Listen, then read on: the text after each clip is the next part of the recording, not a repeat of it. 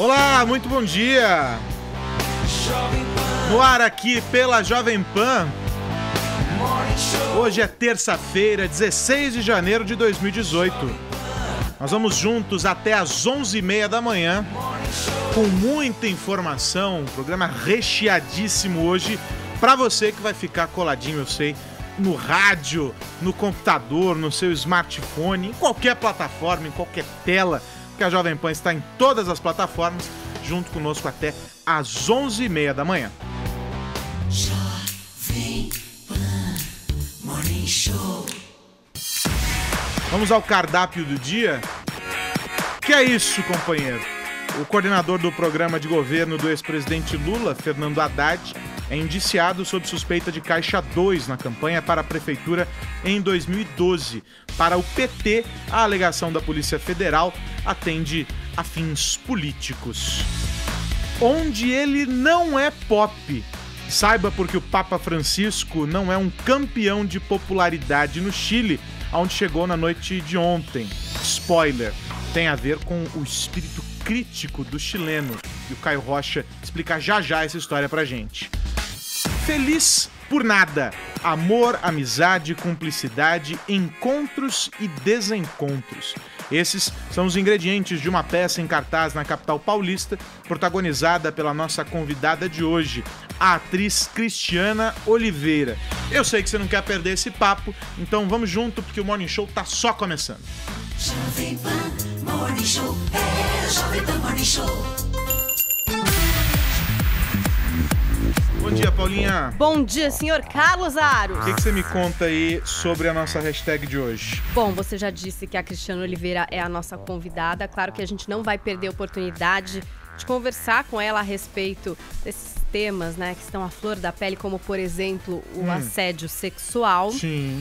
E, aliás, ela mesma poderia interagir e responder a nossa tag de hoje. Qual é a nossa tag? A hashtag é cantada versus assédio.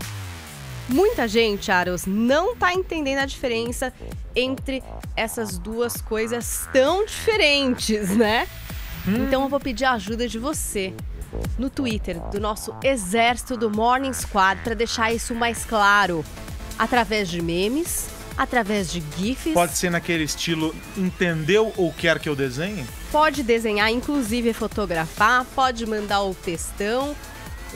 Quando são 280 caracteres, 280. Agora acho que dá pra explicar melhor a diferença entre hashtag cantada versus assédio. Tô esperando a participação de vocês. Se a gente for pros assuntos mais comentados do Brasil, tem prêmio aqui no Morning. Eu vou seguir nessa mesma onda então, Paulinha. Vou convidar todo mundo pra participar pelo 11 931 17 1009, respondendo a pergunta: qual é a fronteira que separa a cantada e o assédio? Você consegue definir isso? Explicar pra essa galera e tentar de uma vez por todas encerrar essa polêmica? Responde pra gente, manda a sua mensagem, mande mensagem pra cá em vídeo ou em áudio. O que importa é participar. 11 931 17 1009. O que separa a cantada do assédio? Qual é a fronteira que existe aí? Responde pra gente, participa aqui do Morning Show, que você sabe pode assistir pelo site da PAN, jovempanfm.com.br, pelo nosso aplicativo, lá no canal no YouTube, o Morning Show JP, e claro, tem a nossa página no Facebook. Corre lá e se inscreva nestes perfis. E vamos juntos então, próxima hora e meia, juntinhos aqui na Jovem Pan. Jovem Pan Morning Show.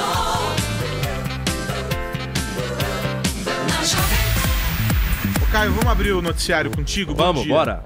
Explique o seguinte. Sim. Falei agora nos destaques. Agora queremos entender por que o Papa no Chile não é tão pop. O Papa não é pop? Não é pop lá no Chile. Por quê? Porque é o seguinte... Fiquei esperando a música, mas não veio. O Papa não é... Agora veio, olha lá. Aqui no Brasil o Papa é pop. Aqui no Brasil... Segundo engenheiros ele é. Segundo engenheiros do Havaí, mas também segundo as pesquisas, né? A nota... Sabia que o Papa tem nota nos países, ô Carlos Aros? Ah, é? Você demorou um pouquinho, mas tem. A nota do Papa no país, no Brasil, de 0 a 10 é 8. No Chile é 5.3, não passa nem de ano, ô Carlos Aros. Na minha escola era 7 a média. O Papa tem nota 5.3 no Chile. A popularidade do Papa no Chile é bastante baixa. E antes mesmo de chegar, ele chegou ontem à noite no Chile, antes mesmo de chegar, já estava tendo um monte de protesto contra a visita do Papa por lá. Primeiro, um dos pontos, assim, pontuais, né, mais questionados foi o gasto com a visita do Papa. 11 milhões de dólares, ele vai ficar 3 dias. 11 milhões de dólares com a segurança e com a logística do Papa lá no Chile. E os chilenos começaram a questionar bastante esse ponto. Falaram, investe na saúde, investe na educação e tal. Há quem diga que, não, se tá na Constituição e tal, é legítimo, tá, se tá previsto, pode. Mas as pessoas que têm anseio dos direitos... Grana do governo ou grana do governo? Do Salamaleques lá da igreja? Não, a igreja grana banca. do governo, com a segurança e com a logística do Papa. Outro ponto questionado também pelos chilenos foi o seguinte, houve em 2010 a repercussão, o vazamento de todo um escândalo de pedofilia na Igreja Católica lá no Chile. Na última visita de um Papa no Chile, em 87, quando João Paulo II esteve lá, ele era bastante aclamado, foi bastante aclamado, mais de 2/3 da população chilena queriam a visita do João Paulo, só que isso aí foi decaindo, porque começaram os rumores até então de pedofilia na igreja. Em 2010, o bispo Ricardo Caradima, ele vazou a história de que ele abusou de mais de 80 crianças na igreja. Isso daí pegou muito mal, muito mal. Começaram umas investigações. Só que antes mesmo de 2010 já tinha muita conversa em torno disso. A população chilena dizia que já sabia que isso era um fato e só quando essas pessoas, essas vítimas foram à televisão, vazaram mesmo as histórias, é que a igreja falou, tudo bem, vamos começar a investigar. Em 2011, esse bispo foi afastado. Ricardo Caradima foi afastado do cargo. Ele foi afastado da igreja, aliás. O pessoal questionou muito, falou, mas não é tarde demais? Agora vai afastar? E o outro que foi nomeado para o lugar dele, o sacerdote numa região do Chile, região sul, ele era acusado de saber de tudo e inclusive acobertar toda a ação de pedofilia e tal. Então os chilenos começaram a perder muita confiança na Igreja Católica. Ou seja, nesse momento, o catolicismo no Chile é bastante baixo. Só 45% dos chilenos se declaram católicos. É uma popularidade baixa. Para o Papa, então, é bastante baixa. A nota dele, 5,4 e tal. Ou seja, o Papa está chegando num momento bastante delicado no Chile. E, além disso, tem umas questões políticas também. Em 2015, o Papa veio aqui para o Chile. Veio para a Bolívia, esteve com o presidente Evo Morales falando sobre questões delicadas de território boliviano, que no começo do século passado a Bolívia perdeu o acesso para o mar para o Chile e se tocou nesse assunto. 15 dias atrás o presidente boliviano Evo Morales esteve no Vaticano com o Papa e o Papa se inclinou de novo a essa causa, falando, olha Evo, nós estamos juntos, eu acredito em você, eu acho mesmo que o Chile tem que devolver essa parte. Ou seja, o pessoal tá muito bravo, porque o chileno, ao contrário de nós brasileiros, vou fazer uma crítica aqui, não é pra ninguém se ofender não, porque eu tô nesse bolo também, todos nós estamos. A gente tem um poder baixo aí de crítica, talvez não, a gente critica muito, mas deveria agir mais, não sei. O chileno, ele é um pouco mais ativo que a gente tem que reconhecer. O chileno, ele vira as costas mesmo, ele tá muito bravo. E essa questão política deixou o povo bastante sensível, então tá todo mundo meio bravo aí com o Papa Francisco. Ou seja, ele tá chegando lá, ele vai ter uma missão grande de tentar recuperar os bons olhos do chileno ao catolicismo.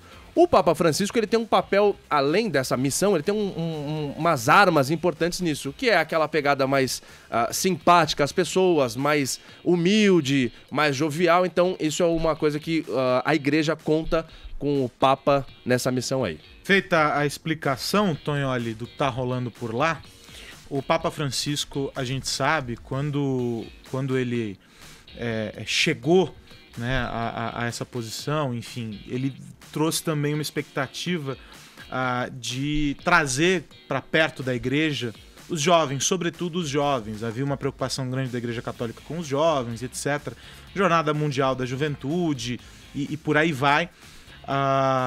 E nessa tentativa de uma linguagem mais próxima. Ele tem e uma postura de simplicidade. Exato. Também, né, Aros? Ele tem um jogo de cintura para dizer, olha, custou 11 milhões, mas eu não pago, não tô agindo dessa forma. Eu tenho uma outra cabeça, eu penso de uma outra forma. Algumas amarras ali da igreja e tal não permitem tantas mudanças, mesmo ele sendo o grande líder e etc.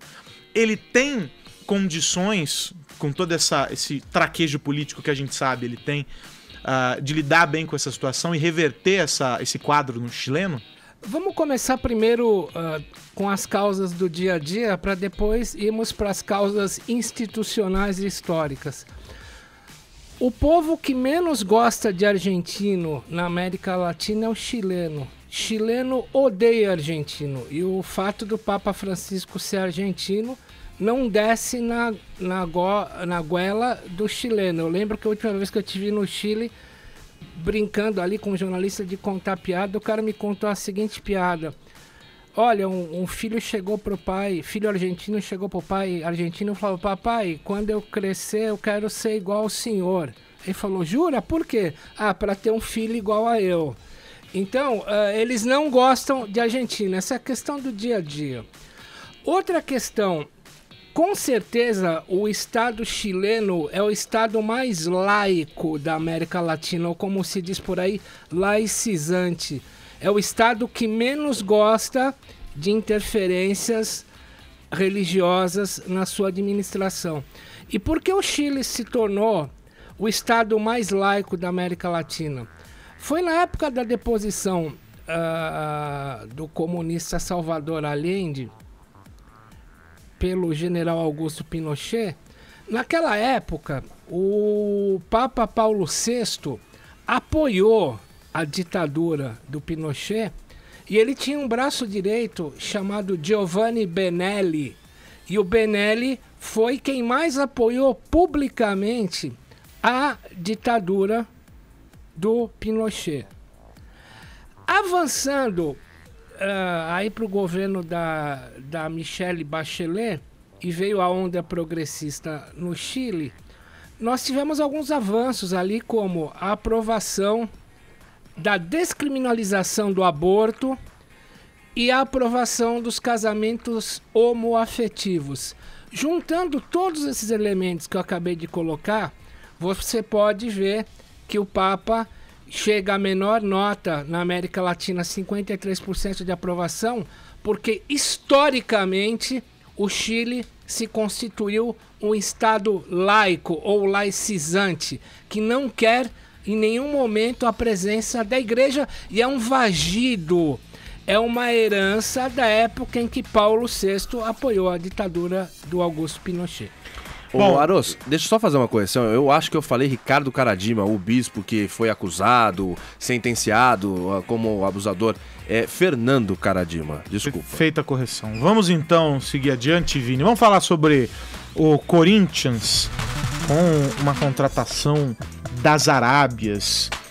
E aí, Vini, o que você, que é um cara que não coloca a paixão à frente da profissão neste caso, pode dizer sobre a contratação do Corinthians?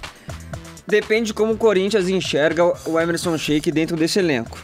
Se o Corinthians enxerga o Sheik como um jogador que vai vir, vai fazer 4, 5 partidas no Campeonato Paulista, vai se despedir, vai ter uma homenagem, eu acho válido, uma forma de gratidão a um jogador que foi ídolo, é ídolo, foi importantíssimo na Libertadores, foi protagonista daquela final contra o Boca Juniors, é um cara identificado com a torcida, então, até, né, por um salário baixo, até que ele merece esse retorno. Se o Corinthians enxerga o Emerson Sheik como alguém que pode chegar para ser destaque aos 39 anos, um atacante que não joga bola desde 2012, 2013, né?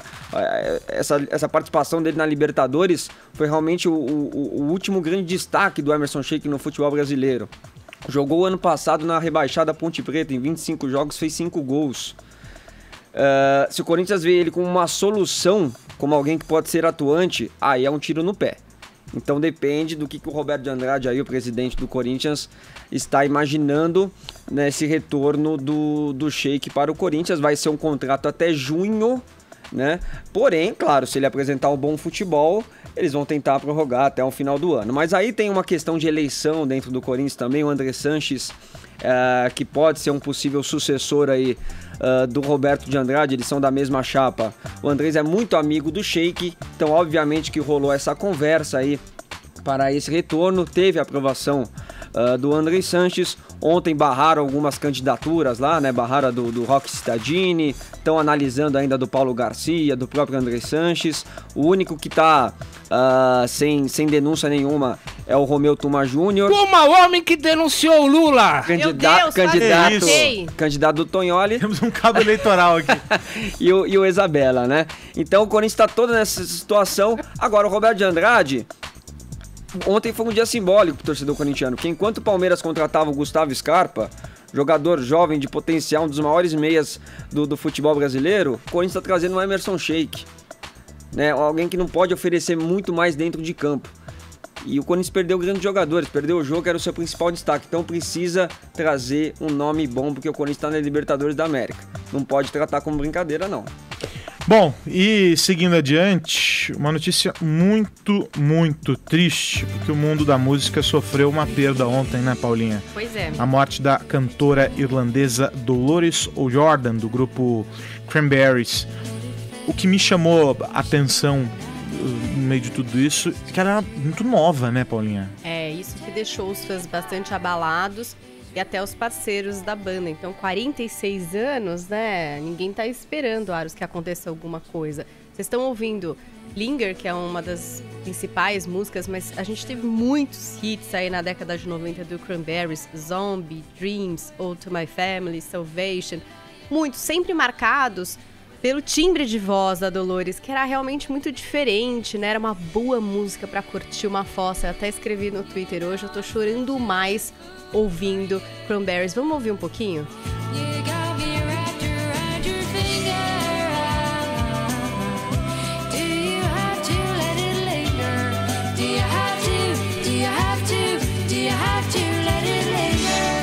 Bom, o corpo dela foi encontrado no quarto que ela ocupava no Hotel Hilton de Londres. A gente não sabe quais foram as causas da morte, Aros, e o TMZ, que como vocês sabem é a CNN das celebridades, está especulando um pouco a respeito do passado, principalmente de doenças mentais, né, com as quais a Dolores lidava. Então, por exemplo, a bipolaridade. Ela já passou por uma depressão séria e tentou cometer suicídio em 2013 com uma overdose. Em 2014 teve um colapso nervoso e chegou a ser detida no aeroporto depois de bater numa aeromoça e cuspir num policial. Então parece que são questões que ela lidava e que ela mesma já tinha falado sobre. E de acordo com ela, são resultado de abusos que ela sofreu quando era criança. A gente, então, reforçando, não sabe o que aconteceu. Nada, não tem nenhum dado que aponte para o motivo, a razão aí dessa morte. A banda Cranberries fez um comunicado através das redes sociais, pedindo privacidade nessa hora. Acho que realmente foi um susto para eles. Eles estavam reunidos em Londres para algumas gravações. Álbum de inéditas do Cranberries a gente teve em 2012, o álbum Roses. Eles com ficaram inéditas. um tempão parados, né? Eles brigaram, né? Teve litígio, teve briga. 6, 7 anos, acho. Exatamente. Depois, quando se reuniram, teve esse álbum aí com inéditas, o Roses, em 2012. Teve em 2017 o Something Else, que foram as versões acústicas dos hits do Cranberries. Então, realmente, pra quem é fã e pra quem se lembra, fica a dor, né? A dor que eu achava muito presente na voz dela. Por isso que considero que eram músicas boas pra chorar, sabe? Marcou Assim, época. Tonholi O tem Zombie alguma foi coisa uma das pra primeiras dizer. músicas que eu aprendi a tocar no violão. Olha só. Carinho e respeito a essa banda. Fala, Tonholi. Tá valendo também que ela fez um casamento de 20 anos que acabou. Verdade. E que no auge 3 do fim filhos, do né? casamento, ela era muito ligada ao pai. E o pai morreu. Tanto que em irlandês, quando você coloca... Como pronuncia o nome dela mesmo, Aros? Eu tenho dito e escutado muito Dolores O'Riordan, mas não sei se é Não, exatamente assim. Esse O com apóstrofo em irlandês quer dizer filho de. Quando o pai quer se tornar muito ligado a uma filha, ele coloca o apóstrofo, tipo Sinead O'Connor, filha de Connor. Olha Então só. ela era muito ligada ao pai. Momento cultural.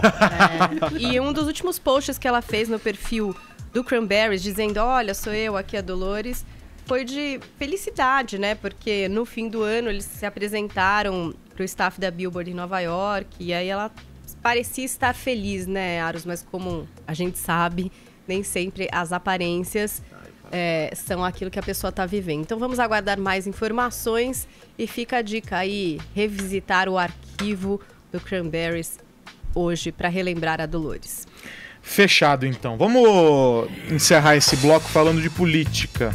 Ô, Caio, Diga. Quero sua ajuda para explicar porque o Haddad foi indiciado pela Polícia Federal. E, claro, vamos saber o que o ex-prefeito de São Paulo, Fernando Haddad, está alegando sobre tudo isso. Esse indiciamento foi ontem, né? Essa segunda-feira. Então, teve mais ou menos no horário do almoço, meio-dia, mais ou menos. Então, teve já agora a parte da tarde, noite e o comecinho do dia de hoje para o PT se manifestar, para a defesa do Fernando Haddad se manifestar. Chico Macena, que também está envolvido, também foi indiciado, mais um monte de gente, ex-deputado, enfim. Na campanha para a prefeitura de 2012, o então tesoureiro do PT, João Vacari Neto, está sendo acusado, foi delatado na delação do Ricardo Pessoa, que é sócio da UTC, uma empreiteira, de ter feito o seguinte: ter feito um acordo com uma gráfica aqui em São Paulo, por imprimir santinho, papel, um monte de coisa. Deu uma conta de 3 milhões. Na delação do Ricardo Pessoa, João Vacari Neto teria chegado para alguns empresários, para o próprio Ricardo Pessoa, e falado assim: olha, eu tenho uma conta de 3 milhões, eu preciso pagar essa conta. João Vacari Neto, vai lá e arruma a grana. E aí ele chegou nesses empresários e falou: olha, eu preciso de dinheiro para pagar a conta lá com a gráfica. E aí tudo começou esse rolo. Olha, 3 milhões eu não consigo dividir. O João Vacari Neto teria pedido para dividir essa conta. Olha, me faz em 3 de 1 milhão? Não, não dá. Então eu faço à vista com desconto de 400 mil reais. Tá, 2.600? Tá aqui, fechado. João Vacari Neto teria sido responsável por captar esse dinheiro para a campanha do Fernando Haddad. Mas é dinheiro de caixa 2, não poderia ter sido captada essa grana. Ou seja, agora a Polícia Federal, com essa delação, começou as investigações, um desdobramento da Lava Jato, e ontem indiciou Fernando Haddad, o ex-tesoureiro João Vacari Neto, o Chico Macena, que era o coordenador de campanha do Fernando Haddad na época. Enfim, tá todo mundo no bolo. Mais 3 pessoas ligadas à gráfica também. Com esse indiciamento, vamos dizer os desdobramentos, vai, porque essa notícia já é de ontem. Só para depois eu volto nessa história. O Fernando Haddad disse o seguinte: a defesa dele, o advogado disse, por nota oficial, não há o mínimo indício de que houve qualquer participação do Fernando Haddad nos atos descritos por um colaborador sem credibilidade. Esse colaborador sem credibilidade é o Ricardo Pessoa, o sócio da UTC. A ele também se refere a defesa do Chico Macena. Decisão do juiz não encontra fundamento nas diligências realizadas. E o advogado do João Vacari Neto diz que ele nega que o cliente dele tenha pedido qualquer doação a esse delator para a campanha de Haddad à prefeitura de 2012. Bom, essas são as posições dos envolvidos. Os 3 da gráfica não se manifestaram, pelo menos não publicamente até agora. Vamos lá, o que isso desdobra agora para 2018? O Fernando Haddad, poucos dias atrás, foi nomeado como o coordenador do programa de governo do Lula. O Chico Macena tinha sido coordenador do programa de governo do Haddad em 2012 e agora seria o coordenador de programa de governo nessas eleições do Luiz Marinho, que é o candidato do PT ao governo de São Paulo. Ou seja, o Lula, dia 24 agora, tem o julgamento do recurso da primeira instância, da condenação em primeira instância. O Fernando Haddad tá enrolado. O Fernando Haddad seria o coordenador de programa de governo, tá enrolado também. O Chico Macena seria o coordenador de programa de governo do Luiz Marinho, tá enrolado também. Ou seja, o PT vai ter que rebolar aí pra conseguir salvar uma possível candidatura, uma corrida aí pra chapa agora pra 2018, pra 2019, Aros. Agora, Tonholi, era uma aposta, o Haddad era uma aposta, era uma possibilidade do PT caso o ex-presidente Lula fique inviabilizado agora após o julgamento e as condenações e etc. Qual é o peso desse indiciamento? É uma biribinha ou é uma verdadeira bomba?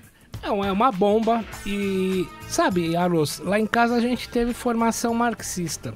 Eu fiquei assim porque eu li a obra do Marx toda. Se você me perguntar qual o melhor livro do Karl Marx para atacar o PT, recomendo que você leia, tem íntegra em PDF no Google, o 18 Brumário do Luiz Bonaparte, em que ele conta em que numa época de crise as velhas forças do poder, elas se juntam, olha, Marx falava isso aí no século XIX, com sindicatos, associação de mulheres, associações de classe, ou seja, ONGs, para poder dizer que qualquer crime foi cometido sob a ótica política. É óbvio que o ex-prefeito Fernando Haddadis iria fazer uso dessa questão de que a acusação é política, até porque agora eu vou juntar as coisas. Eu estava no cinema assistindo ontem o filme, para variar, O Jovem Marx. E aí ele abre com uma frase assim, do Montesquieu. Aos que cumprem a lei, aqueles que ignoram a lei e que quando são condenados pela lei, passam o resto das suas vidas fazendo uso da vingança. Como a lei, extraída do livro e do filme do Karl Marx, como a lei está sendo implacável com todo mundo, de Maluf a promotores, deputados e petistas, a saída é institucionalizar, dizendo que tudo é um golpe político. Portanto, você tem na mesma semana, faltam agora 8 dias para o Lula, faltam 8 dias para o Lula ir depor, vendo esse golpe no chefe de campanha dele, o PT perde uma perna. O plano B agora deve ser apostar as fichas no Jacques Wagner. Tudo isso que eu falei quis dizer o seguinte: mais uma vez o PT faz uso da explicação que consta do 18 Brumário do Marx, falando o seguinte: isso é um golpe político contra o partido, ou seja, aquele que não cumpre a lei quando é punido quer se vingar. E qual a vingança do PT? É o que o Marx já falava. Você institucionalizar a defesa. Isso, na verdade, é para acabar com as forças da democracia. A Lava Jato é feita pela CIA e quer entregar o Brasil para os gringos. Essa é a batalha que veremos daqui para frente. A politização da instituição judicial enquanto forma de resposta aos crimes que eles cometeram. Fechou, vamos... Ô, Tonho, só uma coisa, Aros. Ô, Tonho, olha, quando você falou que teve formação marxista, eu pensei que, por causa dos seus trocadilhos, você estava falando do Groucho Marx. Também. Curioso isso. Mas nesse caso foi deficiente a formação, ele não conseguiu completar. A formação não foi tão boa. As piadas não saem iguais. Aros, ainda nessa pegada aí de 18 de Brumário, que corresponde a 15 de novembro, no Karl Marx, a história se repete. Primeira vez como farsa, a primeira vez como tragédia, a segunda como farsa. A defesa do Neto, segundo do Neto, olha, do PT, segundo a coluna da Mônica Bergamo da Folha de São Paulo de hoje, diz que vai investir no argumento do seguinte, de que as ações atendem fins políticos, essa ação agora do Haddad no caso, atendem a fins políticos e é guiada pelo calendário eleitoral para prejudicar a campanha do PT. Eu acho que eu já vi esse argumento algumas outras vezes, ou seja, a história se repete a primeira vez como tragédia, a segunda e em diante como farsa. 10h30, horário de Brasília. De volta aqui com o Morning Show pela Jovem Pan. E, bom, já falei na abertura do programa, mas a nossa convidada de hoje, ela carrega dentro de si várias mulheres. E aí vou ficar só em alguns nomes, tá? Juma Marruá, de Pantanal. Tatiana Tarantino, de 4x4. Selena Pereira, de Corpo Dourado. Yolanda Pereira Galvão, de Salve Jorge. E Mara, de A Terra Prometida. Bom, já não preciso mais nem anunciar quem tá aqui com a gente, mas correndo o risco de ser redundante, eu vou dizer. Seja bem-vinda, Cristiana Oliveira. Ai, que máximo. Obrigada, gente. Obrigada. Bom, prazer receber você aqui. Prazer é meu de estar aqui. Muito obrigada pela força aí. Vamos, né, apoiar a cultura, a peça, isso mesmo, né? Que a Cristiane está em cartaz aqui em São Paulo com a peça Feliz por Nada. E desta vez na pele de Laura. E aí eu queria que você já começasse o nosso papo aqui contando Quem é essa mulher que agora entra para esse grupo incrível de personagens? Então, a Laura, quando eu fui chamada para fazer essa peça, que é inclusive baseado no best-seller da Marta Medeiros, né, que é essa autora gaúcha que todo mundo conhece, e foi adaptado pela Regiana Antonini, que é uma super autora, que fez Divan, que fez Doidas e Santas também, da Marta. Me deram 2 personagens para eu escolher. Falou assim, Cristiana, tem a Juliana e tem a Laura. A Juliana é a minha cara. A mulher independente, com alta autoestima, de bem com a vida, feliz por nada, que ri de tudo e tal. E Laura é aquela mulher que está casada há 15 anos, que tem suas frustrações, que ainda não realizou o projeto de vida dela, que passou metade da vida dela se dedicando ao marido, entendeu? A profissão do marido.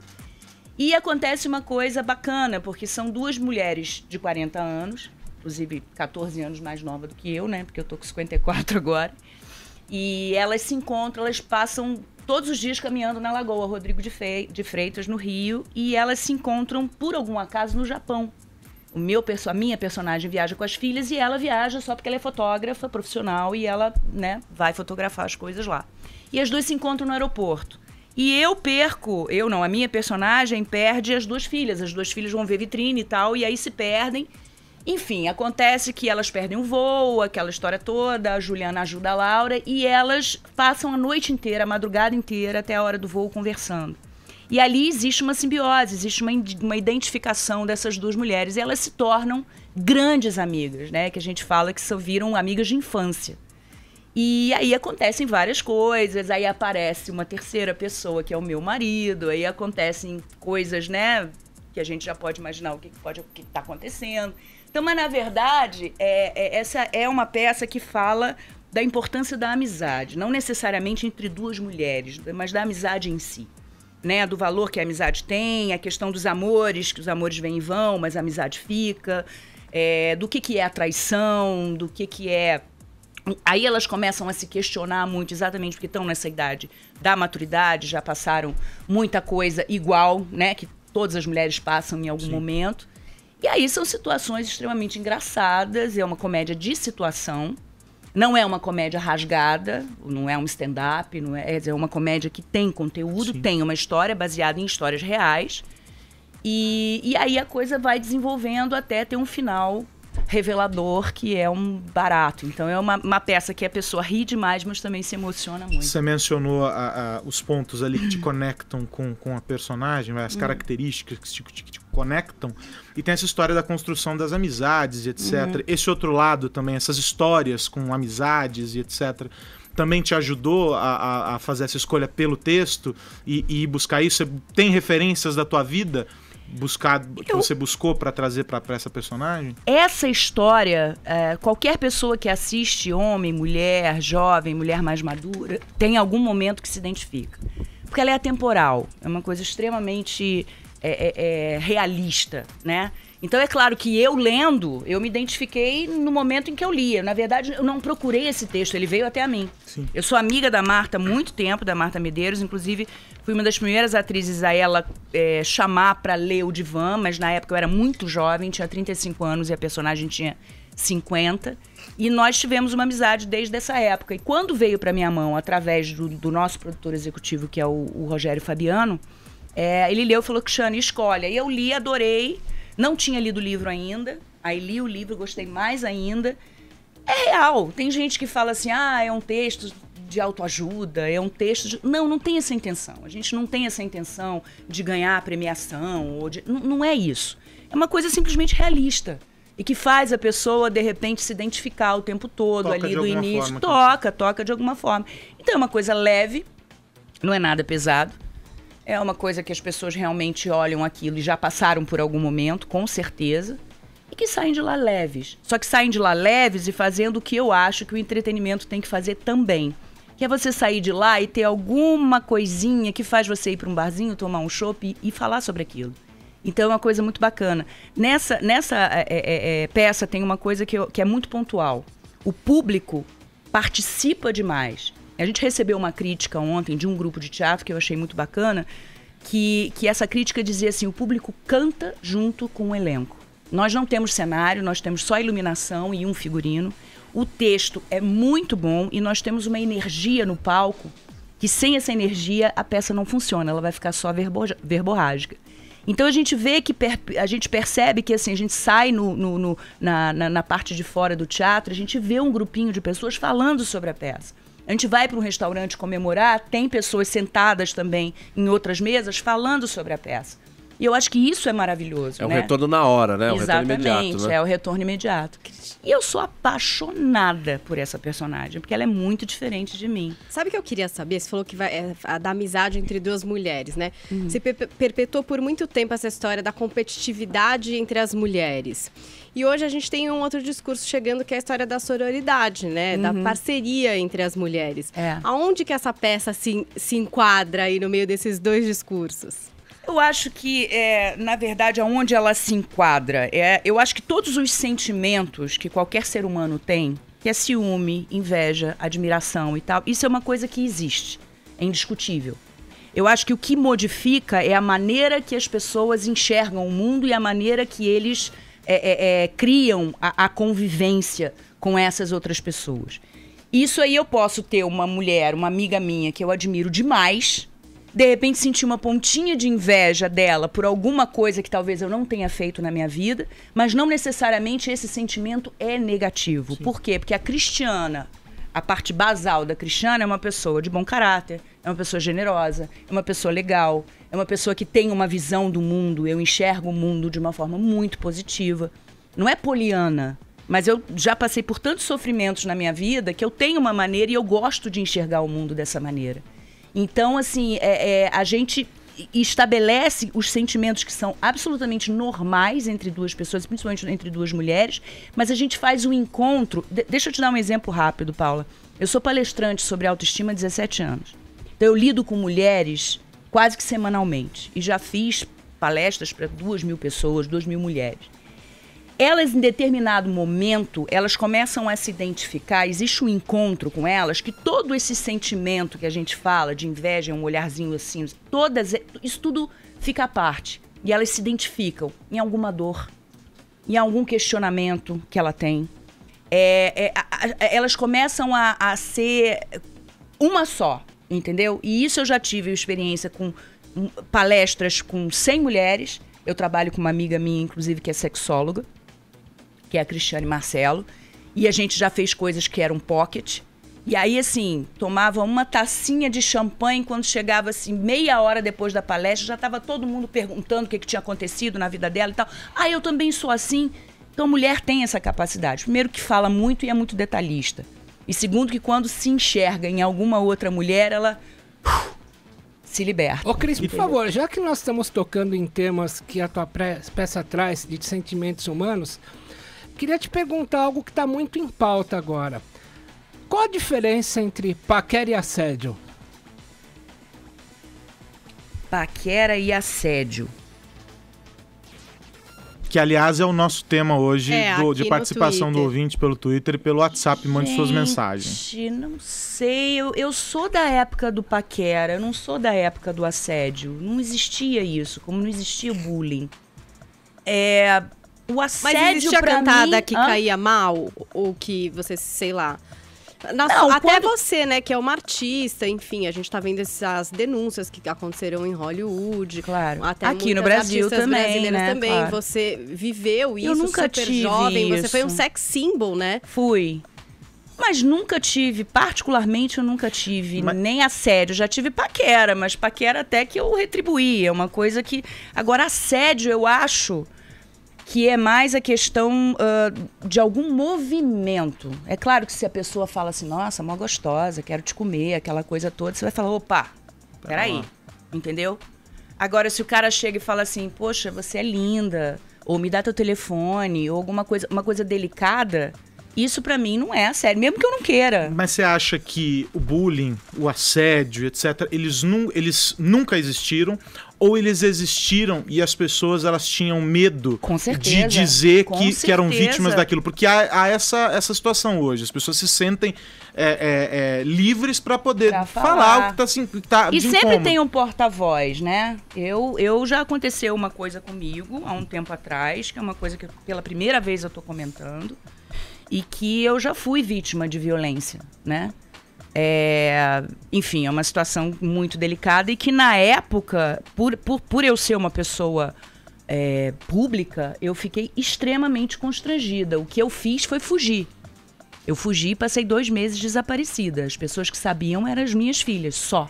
Ninguém sabia onde eu estava. Você pode dar mais detalhes do que foi? Isso foi uma coisa que realmente já passou muito tempo, já foi. Eu acho que se fosse hoje, eu me manifestaria. Mas eu fico com um pouco de... O que eu posso explicar? Eu tenho certas coisas na minha vida que eu acho que são minhas, mas que eu, quando falo para as mulheres... Eu falo isso muito nas minhas palestras, eu sou muito aberta nas minhas palestras. Mas é uma coisa que me atingiu de uma forma muito esquisita. Eu chamei a família, contei tudo para a família, falei, tipo, toma que o filho é teu, sabe? Se preocupa com ele aí. E voltei a encontrar com ele 2, 3 vezes depois. E sempre com o pé atrás e com medo, graças a Deus, sempre com uma pessoa do lado. Mas foi aquele momento dele que ele enlouqueceu e tal. Enfim, isso não justifica. Mas é uma situação, assim, muito delicada. Agora, não que não existisse assédio ou não existisse bullying na época. A gente tem internet, né? A gente tem essa comunicação de massa.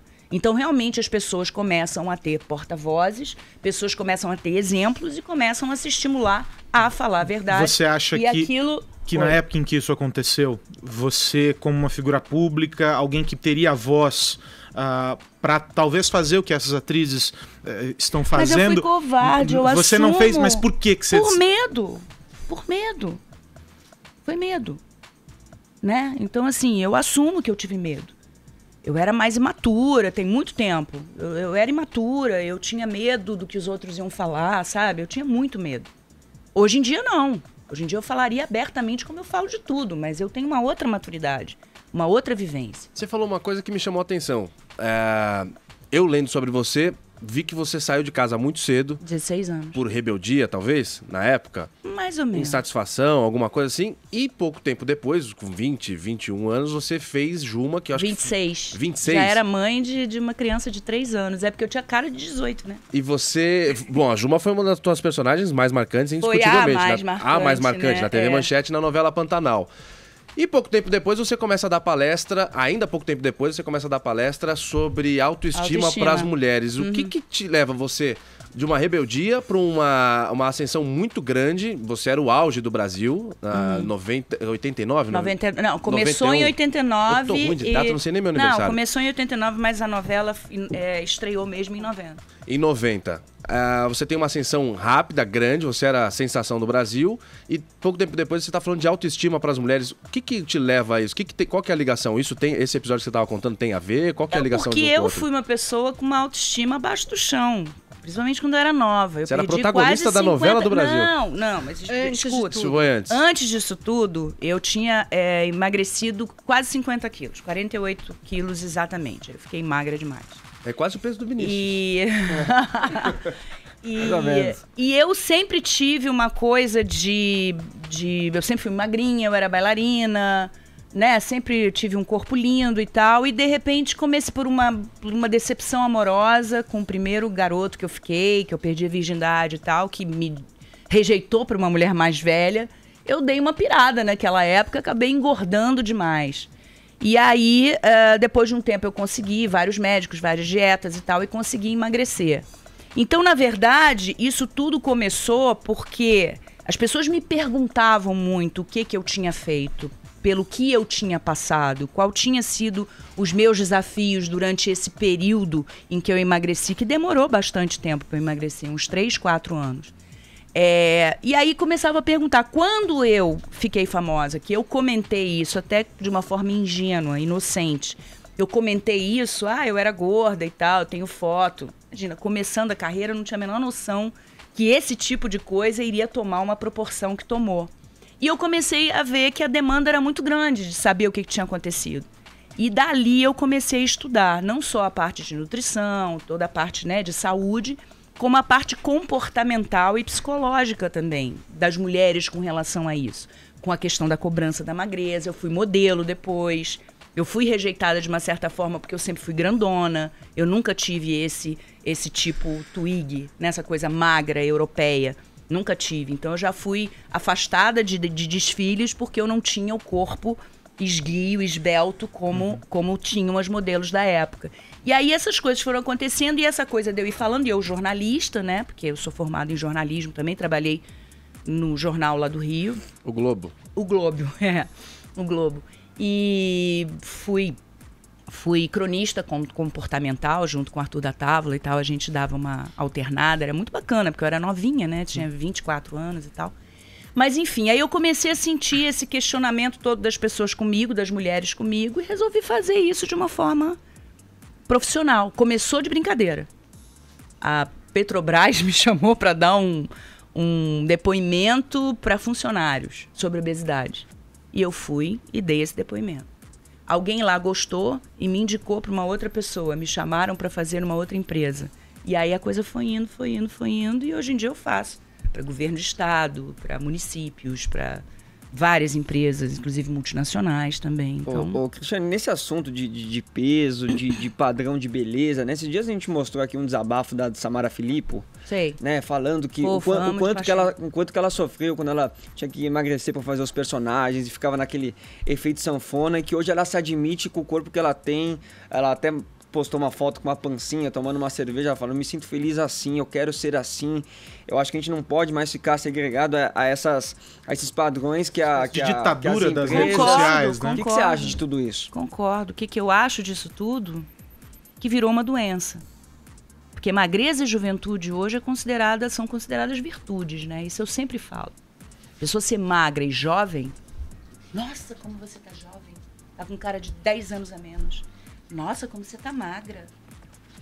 Aí quando a pessoa tá um pouquinho mais gordinha, aí já olha assim, entendeu? Parece que é intrínseco, parece que já tá dentro da pessoa. Sabe que comigo ao contrário? Eu sou magro e todo mundo acha que eu tenho muito mais idade do que eu tenho. Não consigo entender. Isso é uma contradição, cara. Não tem nada a ver. É a visão das pessoas. Você não acha, Renato? Ele tá rindo aqui. Não, eu acho que a cobrança é exacerbada. Eu acho que é aquela coisa, né? O importante é o ter e não ser, o importante é você representar uma figura. Por exemplo, vou dar um exemplo meu para vocês. Eu com 35 anos, eu tinha quase 20 quilos a menos do que eu tenho hoje. Eu tinha um corpo perfeito, era viciada em como é que se diz, em ginástica. Fazia 4 horas de atividade física por dia. E comia, assim, sashimi de salmão à noite. Na hora do almoço era uma saladinha com uma proteína e tal. E eu era absurdamente neurótica com isso. Neurótica. E era a pessoa mais infeliz do mundo. Eu era infeliz. Porque eu não tinha serotonina, eu não tinha, né, o neurotransmissor que te deixa num equilíbrio. Eu não tinha, era tudo baixo. Eu vivia triste, vivia deprimida. E as pessoas olhavam pra mim e diziam, meu Deus do céu, como você tá linda. Eu nunca trabalhei tanto, nunca fiz tanto desfile da minha vida e na minha vida. E eu era infeliz, entendeu? Hoje eu tenho 20 quilos a mais e eu tô com uma amiga minha aqui, que inclusive é minha xará, que é Cristiana também. E ela sabe o quanto eu sou feliz mesmo, até em situações difíceis da minha vida, entendeu? Agora, você não acha que do outro lado, essa mesma ditadura das redes sociais que faz com que algumas pessoas imprimam essa lógica de que tem que ser perfeito, etc., faz com que o outro lado ganhe força? A gente estava falando dessa história, né? O termo, um dos termos em alta é o empoderamento. Faz com que aqueles que têm voz, que querem lutar contra essa corrente, qualquer corrente que seja, a gente estava falando do assédio até agora, etc., também tem a voz e consiga se afirmar, ou seja, você pode estabelecer uma conexão com as pessoas que te seguem e dizer, a Samara Filippo tomou essa posição. Tem um outro lado também em que é permitido fazer isso, e esse outro lado também tem voz hoje. Tem. Agora, eu vou te dizer, eu, por exemplo, você não falou num personagem que foi muito bacana, inclusive eu fui indicada a prêmio. Eu não conheço personagem que foi indicado a prêmio com participação de só 3 meses numa novela, que foi a Araci, que eu engordei 25 quilos. É verdade. Era enorme, eu era um macho, entendeu? As pessoas me abordavam na rua, era um macho. Só faltava coçar o saco mesmo. E aí aí eu engordei muito. Menina, a felicidade minha de poder tomar chopp de noite, comer massa e que não sei o quê, era absurdo. É claro que os meus níveis todos, os meus exames, deram uma alterada, com certeza, porque eu comia mais gordura e tal. Mas você é das nossas, você gosta de sair, comer sem crise. Amo chopp, amo vinho, amo não. Mas, Cristiana, foi difícil pra você? Você falou, as pessoas ficam acostumadas, né? Você foi um sex symbol, que nem você falou, era viciada em salada. Aí, de repente, você engorda mais 25 quilos pra fazer uma personagem, apesar de estar comendo e tal, uma delícia. Eu não sei se as pessoas começam a te tratar diferente. Mas aí eu posso te falar uma coisa, Paula? Sinceramente, eu nunca fui tão cantada na minha vida. Porque eu não era gorda de gordura só. Eu era de hipertrofia. Porque eu pegava muito peso. Eu lembro do Lázaro Ramos falando assim, deixa eu tocar na tua barriga. Aí ele tocou e falou, caramba, isso aqui é uma pedra. Meu braço enorme, a coxa era um negócio assim, imenso, entendeu? E eu andava de short, com salto alto, amarradona. Claro que era uma imagem que eu olhava no espelho e falava, tá meio exagerado. Olha o tamanho da pessoa. Que novela que era essa mesmo? Era Insensato Coração. Insensato Coração. Entendeu? Eu lembro de ver. Então, assim, às vezes eu não sei muito qual é a coisa do conceito. Eu acho que isso é muito mais midiático, entendeu? E social, mas em determinados meios, do que na grande maioria. Porque se você visita o Brasil, se você vai ao interior do Brasil, entendeu? E não nas grandes capitais, você percebe que a realidade corporal não é a realidade que se impõe através da mídia, entendeu? É claro que no meu meio, eu fiz uma novela agora que eu tava 9 quilos a mais, que foi a Mara, e recebi uma chamada, entendeu? Dizendo, não, porque ela tava muito gorda e tal. Falei, pô, por que não pediu pra eu emagrecer? Porque pra mim é fácil, tanto emagrecer como engordar. Engordar eu já não quero mais, porque eu já tô ficando velha, já não dá mais pra ficar nessa coisa, entendeu? Mas assim, pede pra emagrecer, ok. Mas não, fizeram uma crítica assim, não, porque ela engordou muito. Que eu acho uma besteira. Porque eu quero fazer aquele negócio, já fui musa, pelo gente. personagem, não sou você... mais, eu sou atriz. O meu trabalho, eu acabei de fazer um filme que eu fiz uma mulher de 60 anos. Deixei todos os meus cabelos brancos crescerem, entendeu? Eu tava bem gordinha, deixei, porque ela era uma mãe, viúva, costureira, ficava em casa, sedentária. E depois emagreci e fui fazer uma professora de psicologia num outro filme, logo em seguida. Mas o trabalho de vocês também deve ser um porre. Você deixa cabelo branco, engorda, emagrece, cresce, aumenta, diminui. Não, mas eu nem engordei pro personagem, é porque eu engordei por causa da menopausa. A menopausa mexe com tudo e aí a gente acaba engordando. A gente tá falando de personagens e a gente já citou, claro, que aqui é a Juma, que é bom ter um tutorial para os mais novos, né? Que não chegaram a assistir Pantanal, uma novela da Manchete exibida em 1990, que foi um enorme sucesso. Foi mesmo. Desbancou a Globo em questão de audiência. Foi realmente uma revelação. Eis que surge Newton Travesso bem na hora do Pantanal. Foi combinado isso? E abram as portas da esperança! Vamos aplaudir. Newton Travesso, mestre Newton Travesso, entra aqui no estúdio. Eu acho que é bom o Newton estar aqui. Que legal, que legal. Baita encontro. Padrinho. Seu Newton tá vermelho, olha lá. Aqui, seu Newton. Fica aí, porque eu queria agora um momento especial. Tô chegando uma boa hora, senhor Newton, que a gente ia perguntar pro senhor o seguinte. Vem cá. Que saudade de você. Newton Travesso vai dirigir Cristiano Oliveira num grande momento do rádio agora. Eu gostaria de relembrar Juma, a gente tem uma trilha sonora especial, estilo Pantanal. Queria que Cristiana desse uma fala de Juma pra gente, aquele olhar de Juma. Ao vivo? O Newton tá aqui, ele pode ajudar. E a gente ainda trouxe o Newton porque ele pode te ajudar, Cristiano. Vai. Vamos lá. Hoje, Ventino, quero voltar pra minha casa.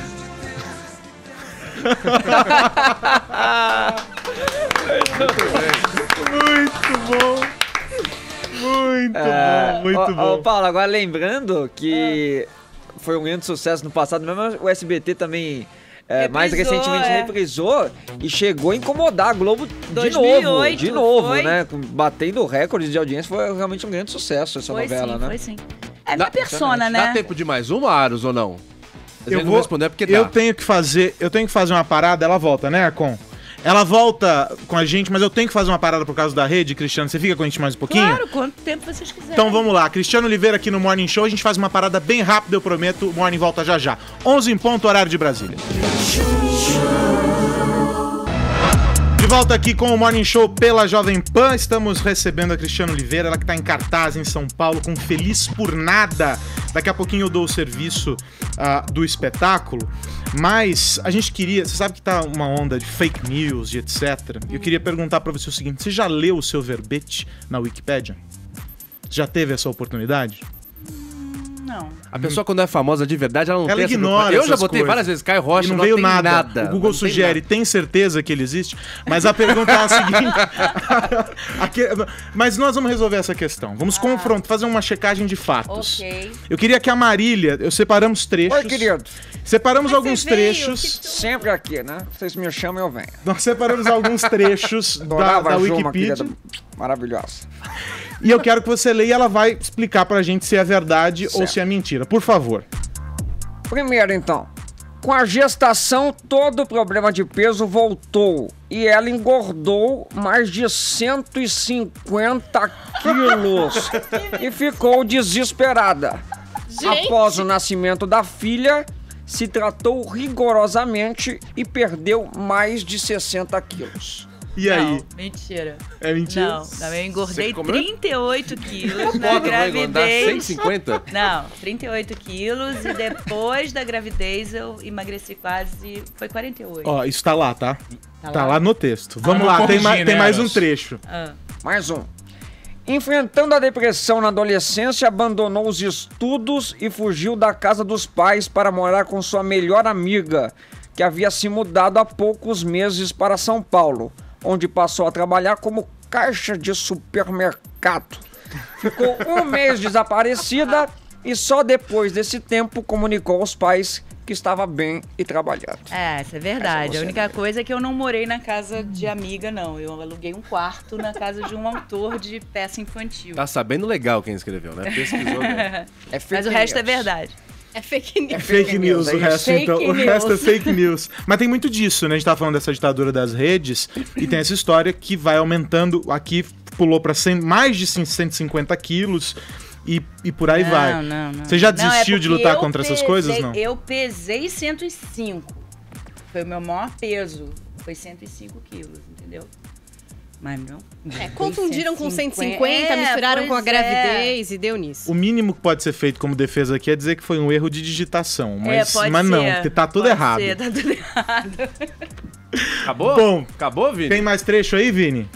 Não, você quer que eu leia outro Vamos também? lá, Vamos vai, lá vamos então. lá. Para ajudar em casa, começou a trabalhar ainda na infância, com 10 anos de idade, numa floricultura próximo de sua residência. Não, é verdade que eu comecei a trabalhar numa floricultura com essa idade, mas não pra ajudar em casa. Pra mim, pra eu ter meu dinheirinho pra comer meu cheeseburger, minha bala, minhas coisas assim. Tá certo. E lê o último. Essa aqui é a melhor. Essa é boa. Aos 13 anos, em 1976, tornou-se viciada em cigarro, só conseguindo se livrar da dependência em 1998 com a ajuda de Victor Fazano, Verdade. seu amigo de É verdade? profissão. Verdade. O cara trata como drogado, né? Tornou-se viciada em cigarro. Nossa! Precisou da ajuda Da do amigo pra ajuda. se Qual foi a livrar da ajuda do dependência. Vitor Não, Fazano? não foi Como é que nada. foi essa Sabe como é que história? foi Vai. essa história? Foi assim, eu realmente, né, sou da época que era legal fumar, né? Na década de 70 todo mundo fumava. E aí fiquei realmente viciada. Quando eu fui fazer a novela com ele, foi minha primeira novela da Globo, eu não o conhecia. A gente foi fazer uma cena lá em Maringá, no Paraná, uma cena até muito bonita. E aí tinha um negócio de uma cena de um beijo. Aí ele chegou pra mim e falou assim, Cricá, numa boa, gostei muito de você, mas não tô afim de beijar cinzeiro, não. Você vai parar de fumar. O Vitor senão eu não Fazano? vou. O Vitor Fazano. Ah, que cavaleiro, né? Falou assim, não vai... Não, ele é assim, mas numa boa.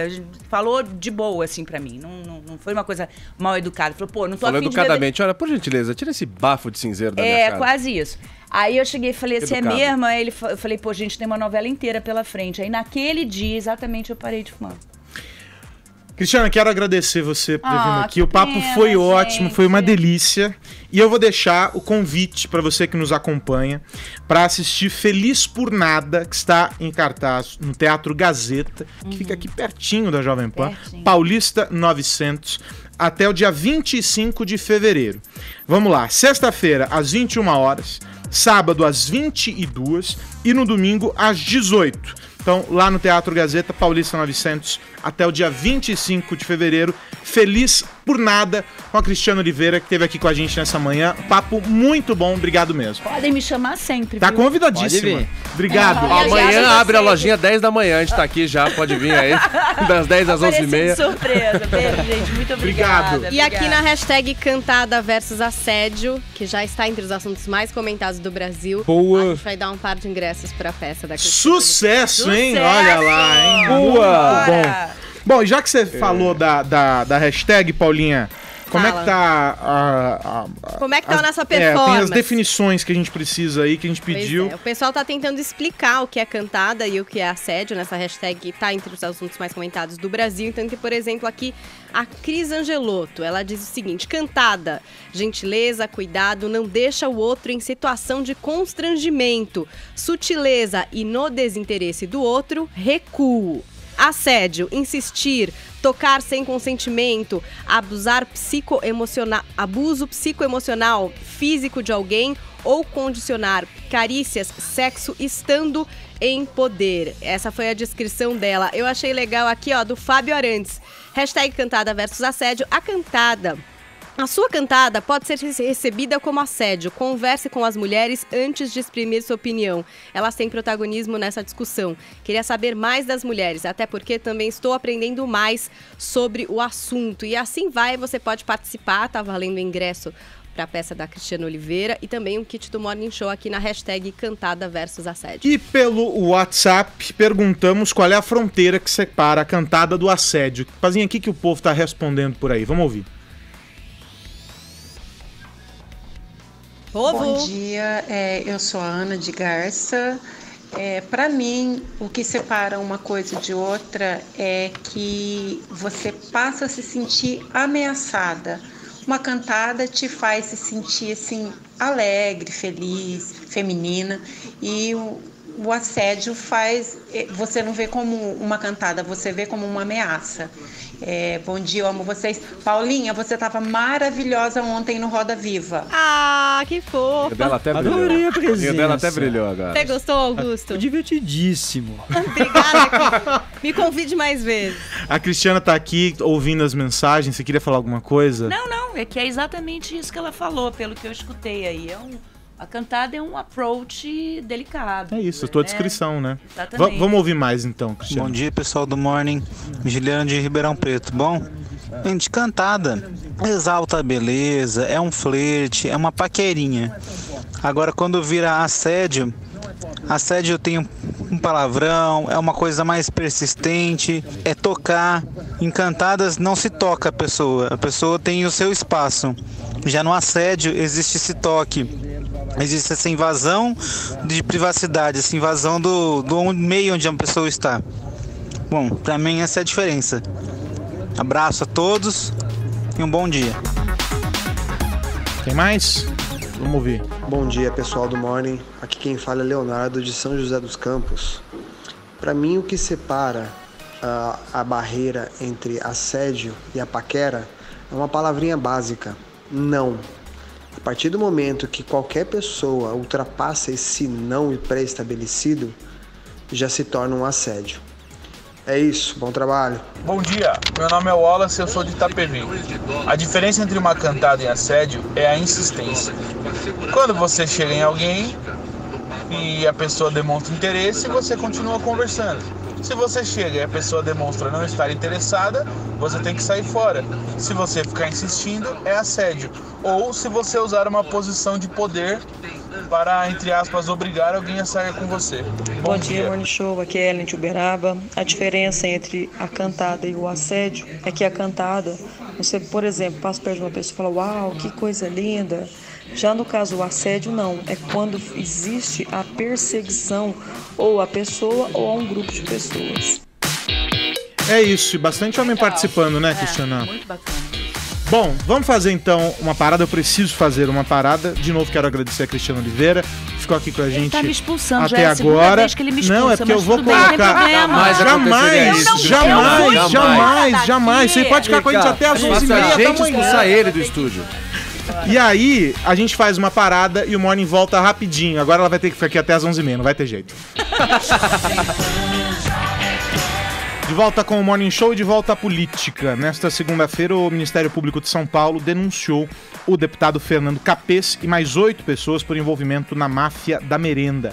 O ex-presidente da Assembleia Legislativa de São Paulo, que nega as acusações, foi acusado de corrupção passiva e lavagem de dinheiro. Também são alvos os ex-assessores do Tucano, Jeter Rodrigues Pereira e José Merivaldo dos Santos, além de ex-servidores do governo paulista. A promotoria denunciou ainda o ex-deputado Lionel Júlio, o filho dele, o lobista Marcel Júlio, e os empresários Cássio Chebab e César Augusto Bertolino. Um escândalo que veio à tona há 2 anos e que agora ganha contornos mais nítidos com essa denúncia formal, que agora vai ter prosseguimento com a investigação, enfim, todo o trâmite na justiça, ouvindo as partes, etc. Enfim, tem muito desdobramento dessa questão do Capês, que é uma figura de destaque na política em São Paulo, ex-presidente da Assembleia Legislativa. Mas vamos falar sobre um assunto que é verdadeiramente importante, o grande tópico deste dia. Que tiro foi esse? O hit da Jojo Todinho, que está sendo cristalizado por celebridades de todo tipo. Eu ia ler Jojo, fui num embalo só agora. Vini, só você será capaz de explicar essa história. Por favor, que tiro foi esse da Jojo Todinho? Jojo Todinho, né? Que ganhou fama depois de ter participado daquele clipe da Anitta, né? Do Vai Malandra. E agora ela fez essa música aí, que tiro foi esse? E as pessoas estão utilizando essa música, esse hit, Carlos Dados, pra fazer uma espécie, não sei se vocês lembram, do Harlem Shake, que as pessoas começavam a dançar a partir do nada, né, durante uma música. Teve aquele Mannequin Challenge também, que todo mundo ficava parado, né? E aí nessa música aí do Que Tiro Foi Esse, da Jojo Todinho, as pessoas estão ali, normal, daqui a pouco alguém vai e pá! Que tiro foi esse? Acaba caindo no chão, bem nessa parte que ela fala o que tiro foi esse. Então isso tá viralizando entre as pessoas também, entre alguns famosos, né? Como a Anitta, o Bruno Galhaço, o Luciano Huck, ele fez lá com os filhos dele também, o Nego do Borel. Tá todo mundo fazendo aí o que tiro foi esse. Aí, como tudo se problematiza agora, né? No Brasil, né? Tudo vira uma grande questão. Problematiza. Falou Desculpa. Tudo vira polêmica. Entendeu? Aí algumas pessoas não gostaram desse termo aí, né? Que tiro foi esse? Uma delas foi a Joana Balaguer, que foi atriz de Malhação entre 2005 e 2006. Falou que não tem nada contra a música, que a música até vai em outro contexto, é uma música animada, mas que quando acaba falando que tiro foi esse, num momento igual que a gente tá vivendo agora, e as pessoas acabam caindo no chão como se tivessem levado um tiro, é isso que ela fica incomodada, né? Como se as pessoas estivessem morrendo, porque ela fica imaginando os pais que perderam já filhos e entes queridos por bala perdida, por algum tiro, e aí vem pessoas assim levando tiro qualquer, e a gente só quer paz, não quer arma, enfim. Acabou não gostando muito, não da música, mas do fato das pessoas estarem fazendo esse movimento porque aí na de música, tiro. a expressão que tiro foi esse, é tipo como se fosse, que tiro de mulher, que gata que é, sabe? Isso. E o clipe, inclusive, mostra isso, É igual né? quando a pessoa fala, Cara nossa, chegando... que pisão, né? Não é porque que a pessoa tá pisando na pessoa, é porque fez algum gesto que lacrou, que a pessoa gostou, tá bem vestida. Enfim, tem uma outra conotação. A Rafa Brits também, né, repórter da Rede Globo, colocou lá que também não gosta muito dessa brincadeira, que ela até se assustou que ela tava fazendo uma matéria lá em Bangu, e aí algumas meninas caíram na frente dela. Fazendo a brincadeira do tiro. Lá no Rio de Janeiro. E aí ela lembrou que naquela região teve um tiroteio um tempo atrás e acabou ferindo uma pessoa. Então ela ficou assustada, falou, gente, é um tipo de brincadeira que eu não gosto muito. Já a Giovanna Eubank, né, mulher do Bruno Galhaço, gravou um vídeo explicando, gente, peraí, não tem nada a ver essa história, né? O tiro não é um tiro de arma, é um outro contexto. A gente pode até ouvir o que ela falou, Bruno? Será que a gente consegue? Gente, tem gente que não tá entendendo a Giovanna Eubank, mulher do Bruno Galhaço, depois a gente pode ver também alguns... de matar a pessoa, mas não depois a gente pode ver também alguns famosos fazendo aí esse movimento do que tiro foi esse. Então, É tipo gíria, A gente entendeu? tá sem o Conseguindo som, ouvir né? o áudio, a gente Conseguindo tá ouvir vendo aí. as imagens. Agora sim. É, não é tiro de... Tanto é que no clipe da Jojo Todinho, eles chegam todos, tipo, incríveis, maravilhosos, e todo mundo olha e fala, pô, que tiro de incrível. Tá, e aí agora a gente pode ver algumas pessoas fazendo aí o movimento. Esse aí é o pessoal do elenco da novela das 9 agora, né? Do outro lado do paraíso. Alguns atores fazendo, só que eles fazem o gesto da arma, né? Então mas você eles, vê. O que eles cada um fazem dá na o seu novela contexto, também, né? Eles estão Porque numa eles são- delegacia, no porque caso. são policiais ali, um delegado. Então cada um faz o seu contexto, eu acho que é uma polêmica bem besta mesmo. Eu Escuta, vejo mesmo aqui, como uma coisa aqui do Harlem Shake, do Mannequin Challenge. Esse que a no gente tá Rio- vendo agora é do Luciano Huck, ó, com os filhos dele, né, caindo no chão. Então eu vejo como uma polêmica É que o problema é o Rio de desnecessária aí Janeiro, também. né? Nenhuma brincadeira mais pode ter, porque lá tá tão perigoso que até a As pessoas estão brincadeira assustadas, assusta. né? Vinícius, Fala, aqui o no sociólogo. Rio de Janeiro, dar um tiro é dar um teco numa caspa do capeta, é outro contexto. Outra conotação ainda. É outro contexto. Bom, Mas, o enfim. sociólogo vai escrever um tratado sobre a música e ele volta com a análise de que tiro foi esse, Vini. É melhor, viu? É melhor, viu, Carlos Alves? Mas o fato é esse, tá repercutindo, mas vamos levar mais coisa mais leve, né? Vamos menos. Mesmo porque a intenção da música é zero essa, né, gente? Também. Peraí. E por falar em tiro, vamos a um diretor que quase nunca tem tiro nos filmes dele, Quase Paulinha. nada, é. O mestre Quentin Tarantino, com estreia no ano que vem. Mas, de novo, de pouquinho em pouquinho, nós vamos descobrindo algo sobre essa produção. Explica pra gente o que vai rolar aí.